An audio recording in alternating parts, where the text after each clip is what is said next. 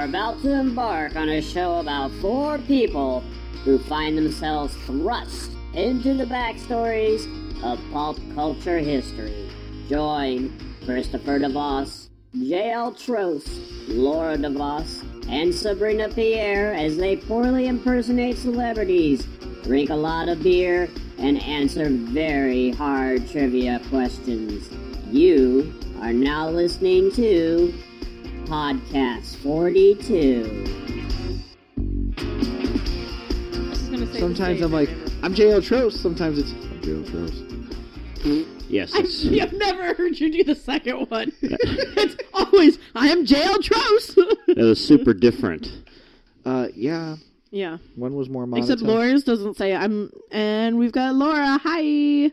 No, she did lose the high. Mm-hmm. Well, tonight is a surprise. You two do not know what's going on, so why don't we start with the beer cooler?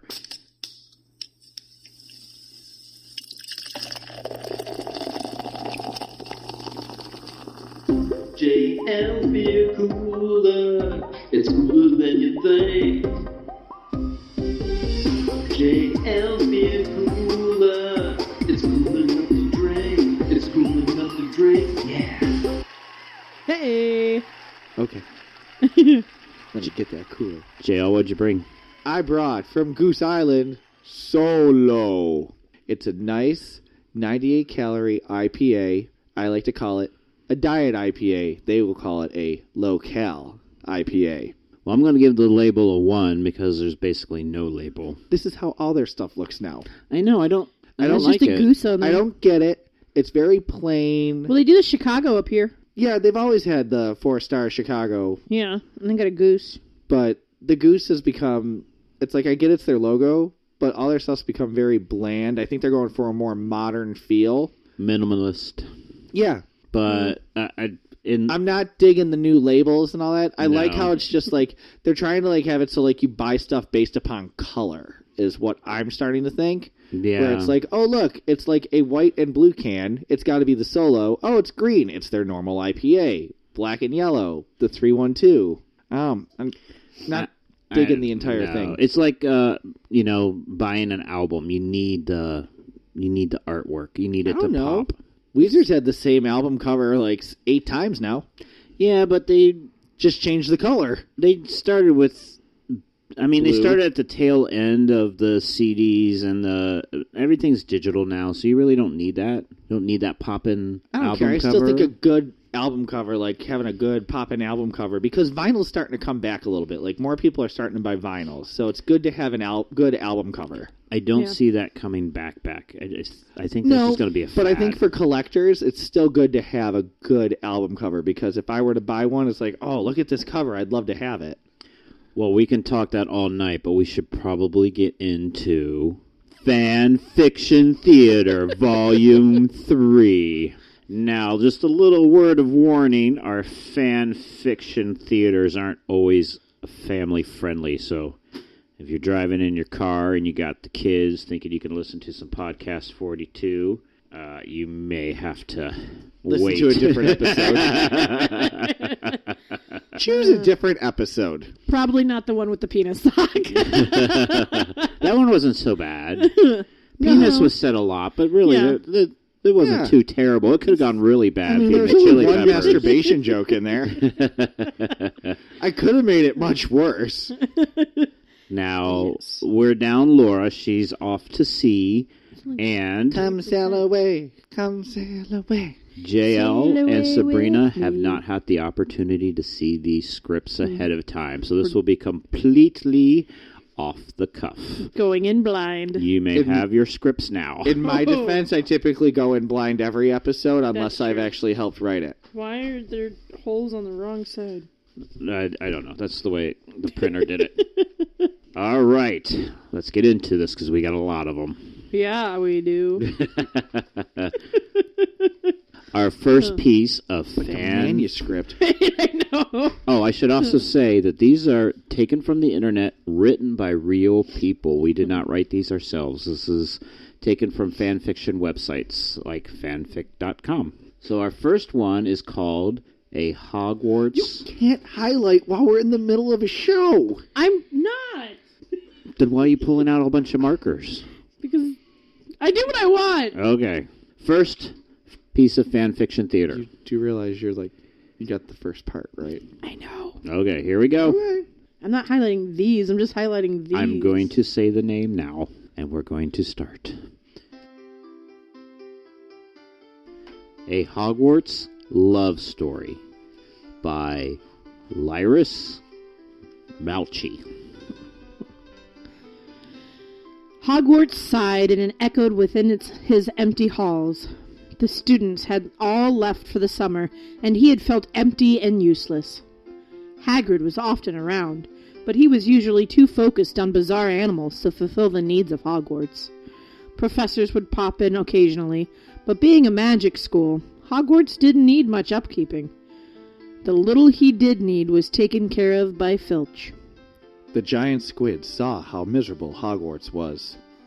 It was true that he also missed the students, but for an entirely different reason. He missed their terrified screams as he revealed himself, rising from the murky depths of the lake. His huge eyes stared mournfully at his very large tentacles. At one time, he had dreams of being an actor. The larger he grew, the fewer agents and scouts would come calling, until they finally stopped altogether. There wasn't much in the market for a squid that would split a schoolgirl from stem to stern. He stared at his tentacles as they moved gently in the current. Schoolgirls were out. A plan formed in his mind, and he swam to the surface, hesitating momentarily before pulling himself from the water. It ran off his rubbery skin in rivulets as he made his way across the grounds. No humans were around to witness the incredible trek, and no human would believe his eyes had he been a witness. Hogwarts watched the giant squid approach and felt apprehension well up in his kitchen. "What are you doing?" The words weren't spoken, but they were understood.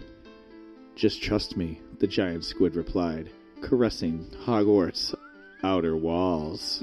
"I'm not ready!" Hogwarts exclaimed, trying to push the giant squid away with his magic.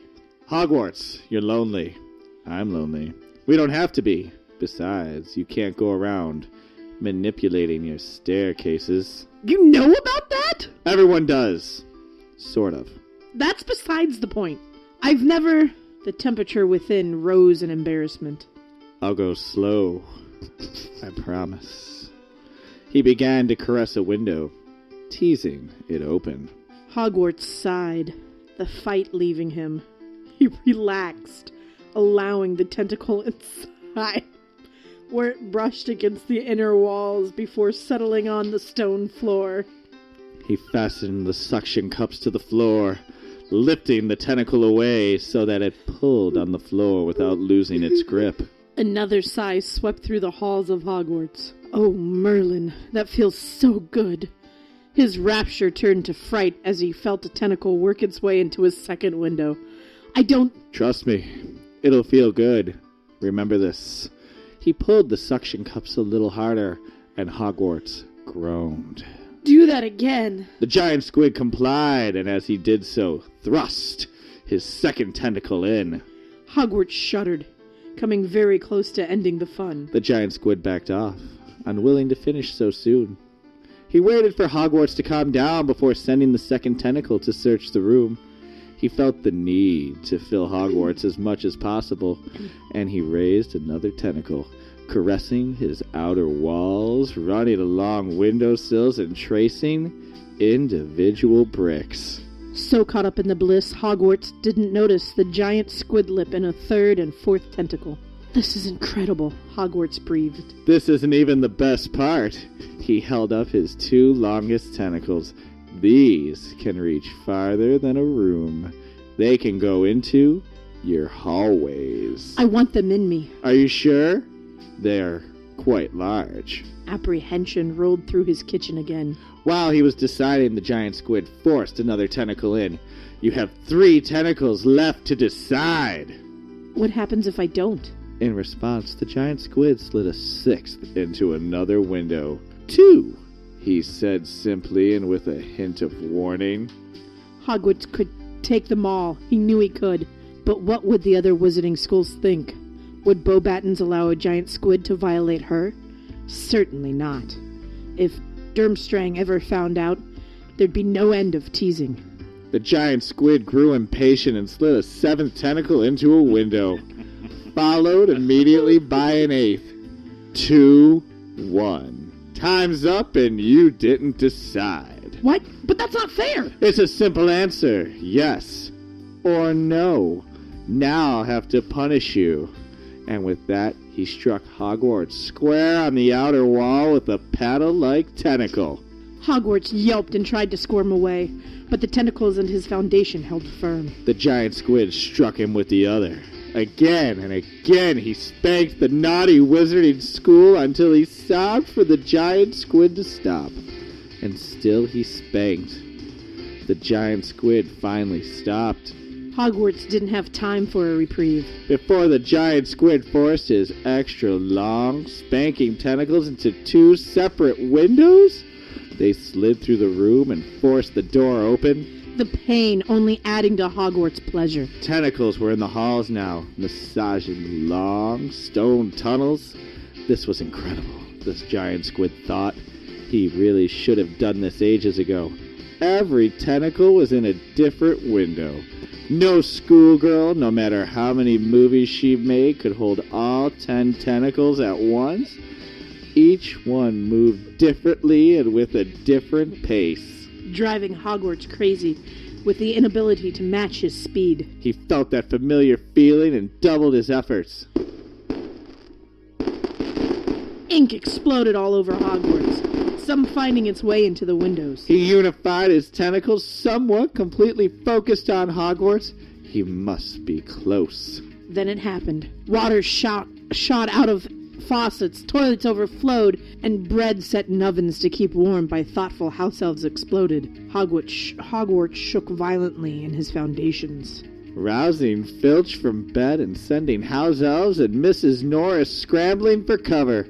Even Hagrid heard the groan of stone and came running. They searched around the castle and through the castle, but found no sign of intruders. Most perplexing was the sticky ink on one side of the castle. Hagrid peered through the dark toward the lake, but was unable to see the ripples left in the wake of the giant squid. The giant squid slipped beneath the waves, wanting to grin even though his beak was incapable. He anticipated a very short summer before the professors and students returned, so he had better make the most of it. There you go, building sex. Oh my God! I've never felt more dirty in my life. Oh, wait. Oh God! That was the most tame. Oh my goodness. Oh, I also need to add, in case this is your first fan fiction theater, we do not correct the spelling errors or the grammatical errors. Nope. So as we go through this, we'll be reading them as they are written. Sabrina, is this your first fan fiction? This is my second. Okay, I thought you did one before this. Yeah. Love fan fiction. Yes. You know what else I love? This beer, but that's for another time. It's only 3%. It's not bad so far. All right. You're right, we only are 3% done with this episode. Hey. This is a big one. Oh boy. Yeah. That's what Hogwarts said. Oh. This one's simply called Garfield, and it's by Shakespeare Hemingway.